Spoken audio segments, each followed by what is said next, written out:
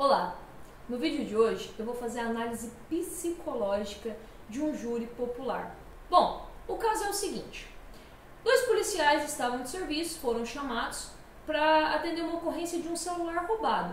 Aí eles fizeram ali os procedimentos, saíram em patrulhamento perto das 8 horas da manhã, procurando por alguém com as características que o rapaz que teve o celular furtado comentou. Aí eles encontraram um rapaz que batia com as características, fizeram a abordagem. Porque eles fizeram a abordagem, o rapaz resistiu a essa abordagem. Então eles disseram para ele, colocar as mãos para cima, e ele não colocou as mãos para cima. E aí eles repetiram e repetiram e repetiram que ele colocasse as mãos para cima e ele não colocava as mãos para cima. Bom, aí que o policial que estava mais próximo atirou nesse rapaz, que não veio a óbito. Ele atirou nesse rapaz, depois ele foi lá, fez os primeiros socorros desse rapaz, esse rapaz foi para o hospital, 24 a 48 horas depois esse rapaz morreu de uma infecção generalizada, que ele já tinha ali alguns problemas de saúde. Ok, aí então esse policial que deu o disparo estava sendo julgado pelo que aconteceu, pela morte do rapaz, pelo assassinato desse rapaz. Esse rapaz foi entrevistado, esse rapaz que morreu, ele foi entrevistado antes de morrer pela Polícia Civil lá no hospital onde ele estava internado para os cuidados. E ele fala, olha, não, eu não coloquei a mão na cabeça. Eu fiquei perguntando, por que se eu não sou bandido? Por que se eu não sou bandido? E aí, o que acontece? Esse rapaz ele já tinha sim passagem, ele tinha passagem por Maria da Penha, por descumprir medida judicial, que era desrespeitar a distância ali da moça com a qual ele tinha um filho, ele tinha essa questão da Maria da Penha. E ele também tinha alguma passagem por envolvimento com o tráfico de drogas, associação ao tráfico, algo nesse estilo aí. Bom, o fato é que o rapaz morreu e o policial estava sendo julgado por essa situação. Inclusive, assim, vou colocar dois pontos interessantes, que são de análises psíquicas em relação a esse julgamento, além do que eu quero levantar aqui como principal. Aí tem um termo técnico que é utilizado para quando a pessoa está impossibilitada de todas as formas de se defender.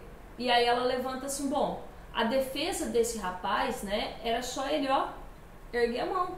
Porque a partir do momento que ele erguesse a mão, não estaria nem tendo julgamento. Por quê? Porque aí estaria sim tendo um abuso de autoridade, estaria sim tendo um crime real ali, porque na verdade, fora disso, estava tendo um procedimento. Mas vamos lá, a gente chega lá. E outro detalhe que ela fala é, o rapaz disse, eu não ergui a mão. E as testemunhas falam, ele ergueu a mão. Por quê? Porque o fenômeno das falsas memórias faz com que a gente preencha lacunas duvidosas das memórias que temos com memórias familiares. Então, o que é familiar? Numa abordagem policial, a pessoa que está sendo abordada ergue a mão.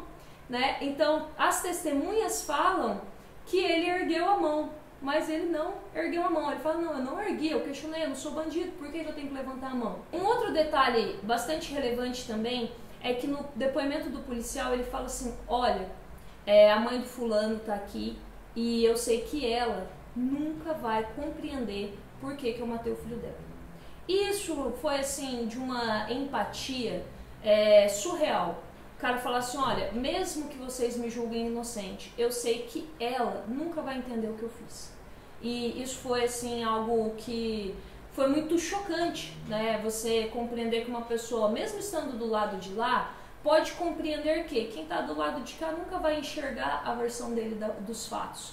Entender que algumas pessoas simplesmente nunca vão compreender o seu lado da coisa, porque elas são diretamente a vítima da situação. Então é realmente uma empatia muito difícil de se ver. Mas vamos dar continuidade. A análise toda, ela se baseia no seguinte. Quando eles fazem a abordagem, falando do procedimento dos policiais, quando eles fazem a abordagem, eles só sabem que o suspeito não é perigoso, não é hostil a eles, quando eles fazem a revista e esse suspeito ele não está armado. E outro detalhe relevante é que esse suspeito que não está armado, se ele tiver com más intenções, ele pode ficar armado tomando a arma do policial. É importante ressaltar que esse policial em questão, esse policial que está sendo julgado, ele já esteve numa situação onde pegaram a arma de um outro policial, mataram ele e ele viu bem novinho, inclusive, O bem-ovinho é importante porque são as primeiras impressões que temos, que elas, né, acabam gerando maior impacto nas nossas vidas. Ele ainda não era policial, ele era civil. Quando ele viu ali alguém tomar a arma de um outro policial, matar esse outro policial, ele entrou em briga corporal com esse rapaz para defender o outro que também ia morrer.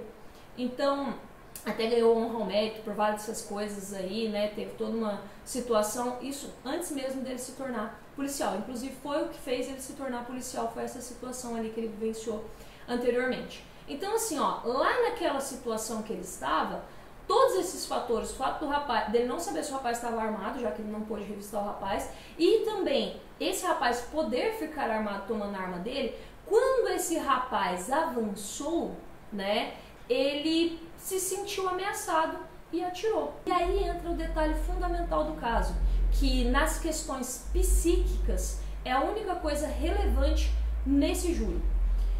Dentro do procedimento, se ele se sentiu ameaçado, ele podia atirar. Ok. Então, a única pergunta que determina se ele cumpriu ou descumpriu o procedimento, que, né, é a razão para o julgamento, era: fulano, você se sentiu ameaçado? Porque se ele se sentiu ameaçado com o rapaz ali naquela situação, ele podia atirar. Aí eu te pergunto, quem, absolutamente quem, além de fulano, pode dar essa resposta? Somente esse policial podia responder se ele se sentiu ou se ele não se sentiu ameaçado em tal situação. Então toda a situação, independentemente das testemunhas, de todas as circunstâncias, tudo isso girava em torno dessa pergunta. Você se sentiu ameaçado? Essa pergunta que só ele poderia responder. Bom, ele responde que sim, que ele se sentiu ameaçado, o que é justificado pela situação anterior, né, dele ter visto ali um policial assassinado. Foi um assassinato muito brutal, um caso muito conhecido na cidade onde a gente mora.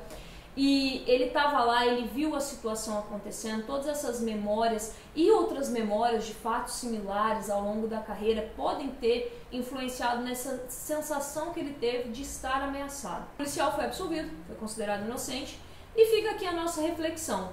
Quem além de você pode responder por como você se sentiu? Somente você pode dizer com absoluta certeza como você se sentiu.